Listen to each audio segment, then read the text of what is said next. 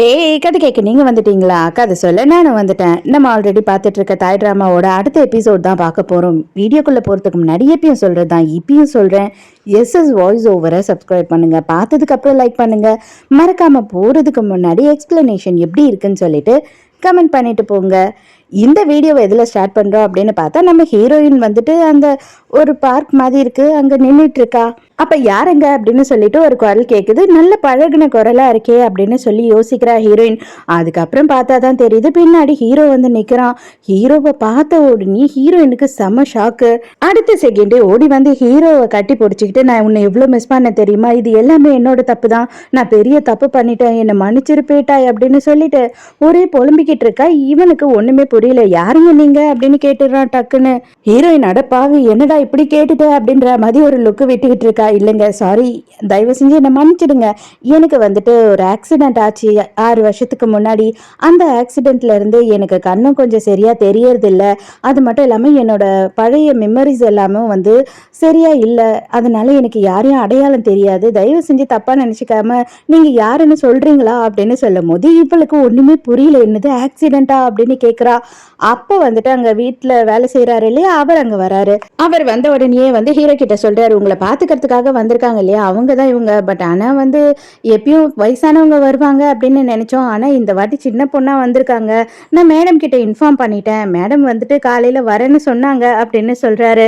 உடனே வந்துட்டு இவர் பேர் என்ன அப்படின்னு ஹீரோயின் கேட்கும் போது இவரோட பேரு ட்ராய் அப்படின்னு சொல்றாங்க.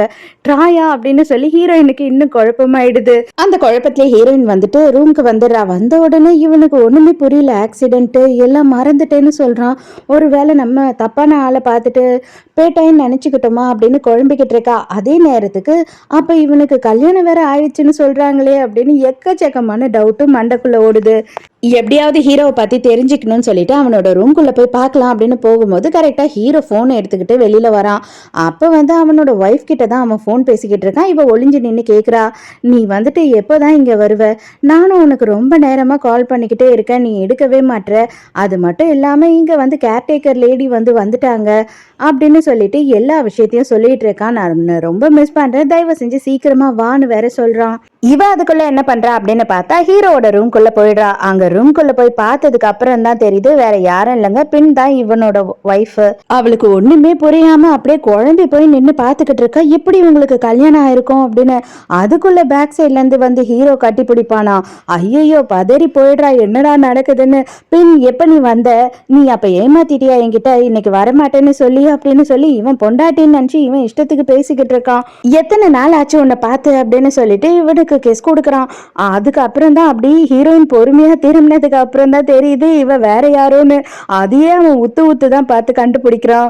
நீ எப்படி என்னோட ரூம்குள்ள வந்த அப்படின்னு சொல்லி காய்ச்சா பூச்சான்னு கத்தின உடனே இல்ல நான் புது இடம்ல வழி தவறி இங்க வந்துட்டேன் அப்படின்னு சொல்லிட்டு அங்க இருந்து வேக வேகமா வெளியில போயிடுறா. ஒரு நிமிஷம் நில்லுன்னு ஹீரோவும் பின்னாடியே ஓடி வரானா. அவனுக்கு இருட்டா இருக்கவே சரியா கண்ணு தெரியல. அப்படியே தடிக்கு விழ போறான். ஹீரோயின் பிடிச்சிடுறா. ஹீரோவை வந்துட்டு அவனோட ரூம்கே கூட்டிட்டு வந்து விடுறதுக்காக வரா. அப்ப 2 பேரும் உட்காந்து பேசுறாங்க. அப்ப வந்து ஹீரோ மன்னிப்பு கேட்கிறான், தெரியாம பண்ணிட்டேன் அப்படின்னு. அதே நேரத்துக்கு ஹீரோயின், உங்களுக்கு எப்படி ஆக்சிடென்ட் ஆச்சு அப்படின்னும் போது, நான் கார்ல போயிட்டு இருந்தேன், நான் எப்பவுமே ரொம்ப ஸ்பீடா வண்டி ஓட்டுவேனா, என்னோட வீட்டுல எல்லாரும் சொல்லுவாங்க, அப்படியே கார் புரண்டு போயிட்டு ஒரு பாதாளத்துல விழுந்துடுச்சு. அதனால எனக்கு மண்டையில ரொம்ப பெரிய அடிபட்டுடுச்சு, என்னோட ஐசைட்டும் ப்ராப்ளம் ஆயிடுச்சு. அதுக்கப்புறமா வந்து எனக்கு ஞாபகமும் போயிடுச்சு, எல்லாம் பழைய ஞாபகம்லாம் அப்படின்னு சொல்றான். உங்களுக்கு எப்ப கல்யாணம் ஆச்சு அப்படின்னு கேட்கும்போது எனக்கு வந்துட்டு ரொம்ப வருஷத்துக்கு முன்னாடியே கல்யாணம் ஆயிடுச்சுன்னு சொல்றான். ஆனா எவ்வளவு நாள் அப்படின்னு சொல்லல. ஹீரோயின் கிட்ட நீங்க சிங்கிளா அப்படின்னு கேட்கும்போது இல்ல கல்யாணம் ஆகி ஒரு பையன் இருக்கான் அப்படின்னு சொல்லும் போது, அப்படியா, ஐயோ உங்க ஹஸ்பண்ட் அப்ப எப்படி ஒத்துக்கிட்டாரு இங்க வந்து தங்கறதுக்கு அப்படின்னு கேட்கும்போது, இல்ல கொஞ்சம் வருஷத்துக்கு முன்னாடி எங்க ஹஸ்பண்ட் வந்து இறந்து போயிட்டாரு, இப்போ என்னோட பையனை வந்து நான் நைபர் கிட்ட விட்டுட்டு வந்திருக்கேன் அப்படின்னு சொல்றா. இப்பதான் பின்ன காட்டுறாங்க. பெண் வந்து போன் பண்றா. போன் பண்ண உடனே கேர்டேக்கர் லேடி வந்து ரொம்ப சின்ன பொண்ணா அழகா இருக்காளாமே. அந்த தாத்தா சொன்னாரு, உடனே அவளை திருப்பி அனுப்பு, அவ தேவை கிடையாது அப்படின்னும் போது, ஏய் அப்படியெல்லாம் அவசரப்படாத, அவளுக்கு கல்யாணம் ஆகி அவளுக்கு குழந்தைலாம் இருக்கு அப்படின்னு சொல்லிட்டு, இதோ நான் இங்கதான் இருக்காங்க கொடுக்குறேன் அப்படின்னு சொல்றான். திரும்பி பார்த்தா ஹீரோயினுக்கான ஓடியே போயிட்டு இருக்கா. இப்பதான் பெண் எங்க இருக்கா அப்படின்றத காட்டுறாங்க. ஆக்சுவலா வந்துட்டு இவளுக்கு வந்து ஒரு ஆக்சிடென்ட், அதாவது இவளை ரேப் பண்ணிட்டாங்க இல்லையா, அதுக்கு அப்புறமா வந்துட்டு இவ ரொம்ப வந்து மோசமான சரியான டிப்ரெஷனுக்கு போயிடுறா. அவளால கோபத்தையும் அது மட்டும் இல்லாம வந்துட்டு அவளோட பயத்தையும் கண்ட்ரோல் பண்ணவே முடியறது இல்ல. ஸோ இப்போ கூட அவங்க ஆன்ட்டி என்ன சொல்றாங்கன்னா, தயவு செஞ்சு கொஞ்சம் பொறுமையா இரு, கண்டிப்பா வந்து அவனுக்கு எந்த ஞாபகமும் வராது, அவன் உன் கூடயே தான் இருப்பான் அப்படின்னு சொல்லி சமாதானப்படுத்துறாங்க இவ இப்ப கூட அந்த பொண்ணு சின்ன பொண்ணா இருக்காளாம், எனக்கு பயமா இருக்கு பயமா இருக்கு அப்படின்னு சொல்லிக்கிட்டே இருக்கா. மறுநாள் காலையில ஹீரோயின் தோட்டத்துக்கு வர அங்க பார்த்தா ஹீரோ இருக்கான். ஹீரோ வந்துட்டு ஃபுல்லா முள் செடியில மாட்டிக்கிட்டு இருக்கான். கொஞ்சோண்டு ஹெல்ப் பண்ணுங்களேன் ப்ளீஸ் அப்படின்னு சொல்லி கூப்பிடுறான். உடனே இவளும் வேற என்ன பண்ணி தொலைறது அப்படின்னு சொல்லிட்டு வந்து இவனோட ஷர்ட்ல இருக்க முள் எல்லாத்தையும் எடுத்து விடுறா. ஆனா எடுத்தாலுமே வந்து முள்ளு பூராவுமே வந்து அவன் உடம்பெல்லாம் கீறி விட்டுடுது. வாங்க உங்களுக்கு மருந்து போட்டு விடுறேன் அப்படின்னு சொல்லி கூட்டிட்டு போய் மருந்து போட்டு விட்டுட்டு இருக்கா. இவனுக்கு இவளை பார்க்கும் போது இவ பக்கத்துல இருக்கும் போது ஏதோ ஒரு ஃபீலிங் இருந்துகிட்டே இருக்கு. ஹீரோ இவளோட பேரை கேட்கும் போது டக்குன்னு நான் அப்படின்னு சொல்லிடுறா. இப்பதான் என்ன கேட்கறான் அப்படின்னா, நேத்து நைட்டு எதுக்காக சடனா என்ன பார்த்த உடனே கட்டி பிடிச்சிங்க, ஆல்ரெடி நம்ம 2 பேருக்கும் ஒருத்தர் தெரியுமா அப்படின்னும் போது இல்ல சாரி ஆக்சுவலா நான் உங்களை வேற யாரோ அப்படின்னு நினைச்சுதான் பார்த்தேன் அப்படின்னு சொல்றா. அந்த தாத்தா இங்க வந்த உடனே இவங்க 2 பேரும் பயந்துடுறாங்க. ஏன்னா இவன் வேற ஷர்ட் எல்லாம் கட்டிட்டு நின்றுட்டு இருக்கான் இல்லையா. இல்ல இவங்க எனக்கு மருந்து தான் போட்டு விட்டாங்க, வேற ஒண்ணும் இல்லை அப்படின்னு சொல்லி அவருக்கு விளக்கம் சொல்லிக்கிட்டு இருக்கான். இங்க ட்ரீட்மெண்ட்ல இருக்க பெண்ணை காட்டுறாங்க. இவளுக்கு வந்துட்டு அந்த பயம் போகவே மாட்டுது. கிட்டத்தட்ட இவளும் 6 வருஷமா தான் வந்து ட்ரீட்மெண்ட் எடுத்துக்கிட்டு இருக்காளாம். இவ டாக்டர் கிட்டே கத்துறா, என்னதான் வந்து நீங்க ட்ரீட்மெண்ட் கொடுத்தாலுமே எனக்கு வந்து எந்த பயமும் போல, எந்த கோபமும் போல, என்னால முடியல, நான் இனிமே ட்ரீட்மெண்ட்டே எடுக்க மாட்டேன் அப்படின்னு சொல்லி ஆன்ட்டியை கட்டி பிடிச்சி அழுதுட்டு இருக்கா. கொஞ்ச நேரத்திலேயே வந்துட்டு இவளுக்கு ஃபிக்ஸ் வந்த மாதிரி ஆயிடுது. டாக்டரும் எவ்வளவோ கஷ்டப்பட்டுட்டு இருக்காங்க அவளை சரி பண்றதுக்கு. அவ ரொம்ப கஷ்டப்படுறா. ஹீரோவும் ஹீரோயினும் இங்க சாப்பிட்டுட்டு இருக்காங்க. ஹீரோயின் வாயில வச்ச உடனே கன்றாவியா இருக்கு அப்படின்னு நினைக்கிறா. உடனே அப்ப ஹீரோ என்ன சொல்றானா, கொஞ்சம் நல்லா இல்ல ரொம்பவே நல்லா தான் இல்ல, இந்த தாத்தாவோட சமையல் இவ்வளவுதான் இருக்கும், என்ன பண்றது, கொஞ்சம் அட்ஜஸ்ட் பண்ணி தான் ஆகணும், தயவு செஞ்சு தப்பா நினைச்சுக்காதீங்க அப்படின்னு சொல்லி அவன் சாப்பிட்டுட்டு இருக்கான். உடனே ஹீரோயின் என்ன பண்றா அப்படின்னு பார்த்தா இவ கூட்டிட்டு போயிட்டு இவளே சமைச்சு கொடுக்குறா அவனுக்கு. ஹீரோ என்ன பண்றான் அப்படின்னு பார்த்தா அவன் வந்து சாப்பிடும் போது சொல்றான், எனக்கு உண்மையாவே இந்த ஃபீல் வந்து எப்படி இருக்கு அப்படின்னா, ஆல்ரெடி நான் சாப்பிட்ட மாதிரியும் ஆல்ரெடி நான் இந்த ஸ்மெல்ல ஃபீல் பண்ண மாதிரியும் இருக்கு அப்படின்னு சொல்லும் போது ஹீரோயின் மனசுக்குள்ள நினைச்சுக்கிறா, கண்டிப்பா வந்து இங்கேயே இருக்கக்கூடாது, நம்ம போயே ஆகணும்னு. அப்பதான் அந்த தாத்தா உள்ள வர்றாரு. வந்த உடனே என்ன சொல்றாருன்னா, பின் மேடம் வந்துட்டு நாளை காலையில வந்துடுறாங்களாம், போன் பண்ணாங்க அப்படின்னு சொல்றாரு. ஹீரோ அவனோட ரூம்க்கு போயிட்டு குளிச்சுட்டு அதுக்கப்புறம் பாக்குறான். பார்த்தா ஹீரோயின் வந்து அந்த கிழிஞ்ச சட்டையை தச்சு எடுத்துட்டு வந்து வச்சுட்டு போயிருக்கா. காலையில ரெடி ஆன உடனே வந்துட்டு நீங்க போய் அவங்க கேர்டேக்கரை கூட்டிட்டு வாங்க, நான் வந்து பெண்ணை பிக்கப் பண்ண போறேன், அப்படியே அவங்கள வந்துட்டு நான் இன்ட்ரடியூஸ் பண்ணிடுவேன் அப்படின்னு சொல்லும் போது எனக்கு என்னன்னு தெரியல, காலையில திடீர்னு வந்து கிளம்பிட்டாங்க, நீங்க தூங்கிட்டு இருக்கவே உங்களை டிஸ்டர்ப் பண்ணல, அவங்க பையனுக்கு ஏதோ உடம்பு சரியில்லையா, அதனால எமர்ஜென்சியா போயிட்டாங்க அப்படின்னு சொல்றாரு. அப்ப கீழே வந்துட்டு ஒரு போட்டோ கிடைக்குது, வேற எதுவும் கிடையாது, நம்ம ஹீரோயினோட பையன் இருக்கான் இல்லையா, அவனோட போட்டோ தான் அது. ஹீரோ எடுத்து உத்து பார்த்துட்டு கண்டிப்பா வந்து அவளோட பையனா தான் இருக்கும் அப்படின்னு சொல்லி வச்சுக்கிறான். டென்ஷன்ல எங்க வந்துட்டு புதுசா வந்தவ புருஷனை கரெக்ட் பண்ணிடுவாளோ அப்படின்னு நினைச்சு பயந்து ட்ரீட்மெண்ட்டை பாதிலேயே விட்டு வந்துகிட்டு இருக்கா வீட்டுக்கு. அதே நேரத்துக்கு ஹீரோ என்ன பண்றான் அப்படின்னு பார்த்தா இவனுக்கு கண்ணும் சரியா தெரியல, இருந்தாலுமே வந்துட்டு அவன் வண்டி எடுத்துட்டு பொறுமையா ஓட்டிட்டு வந்துட்டு இருக்கான். ஹீரோயின் எப்படியாவது கொண்டு போய் பஸ் ஸ்டாப்லயாவது விடலான்னு, இங்க வந்துட்டு பஸ் எல்லாம் அவ்வளவு சீக்கிரம் கிடைக்காதுன்னு சொல்லிதான் வந்துட்டு இருக்கான். அப்ப வந்து இவனுக்கு போன் வருது. அப்ப அதை எடுக்கிறதுக்காக எதிர்க்க வர வண்டியை கவனிக்காம விட்டுறான். சோ ஓரமா போய் வண்டியை சடனா ஸ்டாப் பண்ணிடுறான். எதிர்க்க வர வண்டியில ராஜு என்ன சொல்றான்னா, ஏதோ ஆக்சிடென்ட் ஆயிருக்கு, நான் என்ன பார்க்கவா அப்படின்னும் போது பின் நிறுத்தாத வீட்டுக்கு போகணும் சீக்கிரம் அப்படின்னு சொல்லி கத்துறா. அதுக்கப்புறம் ராஜு சொல்றான், அது நம்மளோட வண்டி தான் அப்படின்னு சொல்லிட்டு அவன் இறங்கி போய் பாக்குறான். அதுக்கப்புறம் தான் அதுல ஹீரோ இருக்கான் அப்படின்னு தெரிஞ்சு பார்த்த உடனே இவ ஓடி போய் கட்டி பிடிச்சிக்கிறா. இல்ல எனக்கு ஒன்னும் ஆகல, நீ கவலைப்படாத, நீ நல்லா இருக்கியா, டாக்டர் என்ன சொன்னாங்க அப்படின்னு சொல்லி ஏக்கச்சக்கமா கேள்வி கேட்கிறாங்க. வாங்க வீட்டுக்கு போய் பேசலாம் அப்படின்னு சொல்லி கிளம்பிடுறாங்க. ஆனா ராஜுக்கு மட்டும் இன்னமும் அவ மேல லவ் இருக்கு போல, இவன் மேல காண்டாவே தான் இருக்கான்.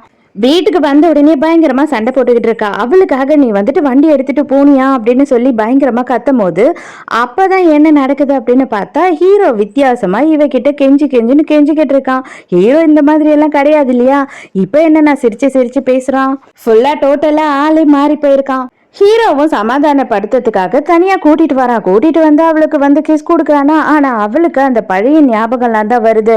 அதனால இவனோட கையை பிடிச்சி அப்படியே கிள்ளி விட்டுறா. இவன் இருந்தாலும் அப்பவும் வந்து ஒன்றும் பிரச்சனை இல்லைம்மா, நீ ரிலாக்ஸா ரெஸ்ட் எடு, நீ டயர்டா இருக்க போல, அதனாலதான் அப்படின்னு சொல்லிடுறான். மறுநாள் ராஜு கிட்ட வந்து ஹீரோ என்ன கேட்குறான் அப்படின்னா அவனோட ஆக்சிடெண்ட்டை பற்றி கேட்குறான். அப்பவும் வந்து இவங்க என்ன சொல்கிறாங்கன்னா, காரில் போனீங்க, காரில் போகும்போது தெரியாமல் கார் புரண்டுடுச்சு அப்படின்னு சொல்லி பொய் சொல்லிக்கிட்டே இருக்காங்க. இவனுக்கு டவுட் மேலே டவுட் வந்துக்கிட்டே இருக்கு. இவன் கேள்வி மேலே கேள்வி கேட்குறான். இவங்க எல்லாருமே வந்து இவன் கிட்ட பொய் மட்டும் தான் சொல்கிறாங்க. ஹீரோயினோட பையனை காட்டுறாங்க. அங்கே வந்து இந்த குடிகாரனுங்க இருப்பானுங்க இல்லையா, அவனுங்க வந்து இவன் கிட்ட மறுபடியும் பிரச்சனை பண்ணுறானுங்க. அப்போ இந்த குட்டி பையனு கூட இவனை பார்க்காம பிடிச்ச ஒரு தலை தள்ளுறான். அவன் போய் இடிச்சு மயங்கி அடிச்சு விழுந்துடுறான். ஆனா அதையும் பார்த்துட்டு இவன் என்ன பண்றான்னா கண்டுக்காமையா அங்க இருந்து ஓடிடுறான்.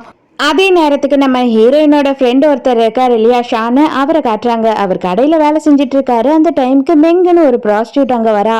அவ வந்த உடனே வந்து இவ கிட்ட வந்து ரொம்ப குழஞ்சு பேசிக்கிட்டு இருக்கா. அவர் ஆளை விடுமா அப்படின்னு சொன்னாலும் கேட்க மாட்றா.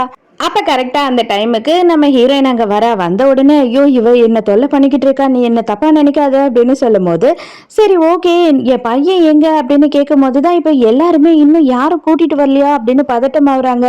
அதுக்கப்புறம் ஒரு வழியா ஹீரோயினோட ஃப்ரெண்ட்ஸ் வந்து அவனை கண்டுபிடிச்சிடுறாங்க. என்ன ஆச்சு அப்படின்றது தான் இன்னும் அவங்களுக்கு தெரியல.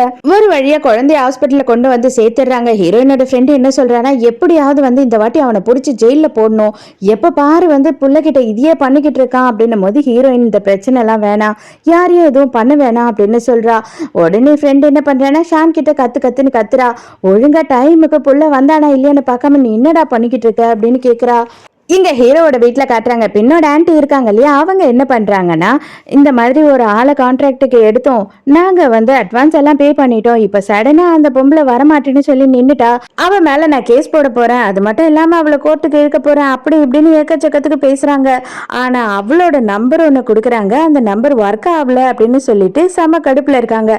இதை பார்த்துக்கிட்டு இருந்த ஹீரோ என்ன பண்றான் அப்படின்னு பார்த்தா கடைசியா டயல் பண்ண நம்பரை எடுத்துட்டு போயிட்டு இவன் கால் பண்றான். தயவு செஞ்சு அந்த பொண்ணு மேல எந்த ஆக்ஷனும் எடுக்காதீங்க, அவங்க எங்க கிட்ட இன்ஃபர்மேஷன் கொடுத்துட்டு தான் போனாங்க அவங்க பிள்ளைக்கு உடம்பு சரியில்லைன்னு, பட் எனக்கு அவங்களோட நம்பர் மட்டும் வேணும் அப்படின்னு சொல்லி கேட்கும் போது அவங்களோட நம்பர் இல்ல, அவங்க ஃப்ரெண்டோட நம்பர் தான் இருக்கு அப்படின்னு சொல்லிட்டு கொடுக்குறாங்க. அதே நேரத்துக்கு ஹாஸ்பிட்டல்ல வந்து ஒரே நாளுக்கு எக்கச்சக்கமா பில்ல போட்டுட்டாங்க. அதனால எல்லாரும் கொஞ்சம் கெஞ்சிக்கிட்டு இருக்காங்க, தயவு செஞ்சு கொஞ்சம் டைம் கொடுங்க, நான் வந்துட்டு பாதி பணம் மட்டும் இப்ப கட்டுறேன் அப்படின்னு. சரி ஓகே உங்களுக்கு 7 நாள் டைம் அதுக்குள்ள கட்டிடுங்க அப்படின்னு சொல்லி அவங்களும் ஒத்துக்கிறாங்க. நம்ம ஹீரோயின்லாம் இந்த ஹாஸ்பிட்டலை விட்டு போன உடனே சேர்மன் இருக்கார் இல்லையா, அவரும் அவரோட செக்ரட்டரியும் இங்க வராங்க. இவங்க எதுக்காக இங்க வந்திருக்காங்க அப்படின்னு பார்த்தா இந்த ஹாஸ்பிட்டல்ல இவங்க வாங்குற ஐடியால இருக்காங்க போல. ஷான் என்ன பண்றான் அப்படின்னு பார்த்தா அவன் வச்சிருக்க கோல்ட் செயினை கொடுக்குறான். இதை வச்சு எப்படியாவது பணத்தை எல்லாம் கட்டிடு, உனக்கு தேவையானதுக்கு செலவு பண்ணிக்கோ அப்படின்னு சொல்லும் போது இவ வந்துட்டு அதை வாங்கவே மாட்றா. ஃப்ரெண்டுமே வந்து சொல்றா வாங்கிக்கோடி இதுல என்ன இருக்கு, நாங்க தானே அப்படின்னு சொல்லி கேட்டாலுமே ஹீரோயினால ஏத்துக்க முடியல. ஃப்ரெண்டு தனியாக கூட்டிகிட்டு வந்து என்ன சொல்கிறான்னா, உனக்கே வந்து தெரியல அப்படின்னு சொல்கிறியா, இல்லை தெரிஞ்சோ தெரியாத மாதிரி நடிக்கிறியா, ஷான் வந்து உன்னை லவ் பண்ணுறான்றது உனக்கு புரியுதா இல்லையா அப்படின்னு சொல்லும் போது ஹீரோயின் என்ன சொல்கிறான்னா, இப்போதைக்கு நான் அதை பற்றிலாம் யோசிக்கிற மனநிலைமையிலையும் இல்லை, யோசிக்க போகிறதும் இல்லை அப்படின்னு சொல்கிறா. அப்போ வந்துட்டு இவளுக்கு வந்து ஒரு ஃபோன் கால் வருது. யார் அப்படின்னு பார்த்தா நம்ம ஹீரோ தான். நம்ம ஹீரோ கால் பண்ணிட்டு நான் இருக்காங்களா அப்படின்னு சொல்லி கேட்குறான். அந்த மாதிரி பேர்லலாம் யாரும் இல்லைங்க அப்படின்னு சொல்லி இவ ஃபோனை கட் பண்ணும் போது ஹீரோயினுக்கு தெரிஞ்சிடுது. உடனே ஹீரோயின் ஃப்ரெண்டு கிட்ட என்ன சொல்றேன்னா, இந்த நம்பர்ல இருந்து இனிமே கால் வந்தா தயவு செஞ்சு எடுக்காத, நான் யாருன்னா கேட்டாங்கன்னா நீ எதையுமே சொல்லாத அப்படி இப்படின்னு சொல்லிட்டு எக்கச்சக்கத்துக்கு சொல்றா. இவ என்னன்னு கேட்டாலுமே வந்து ஹீரோயின் எந்த பதிலும் சொல்ல மாட்றா. ஹீரோக்கு வந்து சடனா வந்து 2 வீலர்ல போன மாதிரி ஆக்சிடென்ட் ஆன மாதிரி எல்லாம் வந்து கனவுல வருது.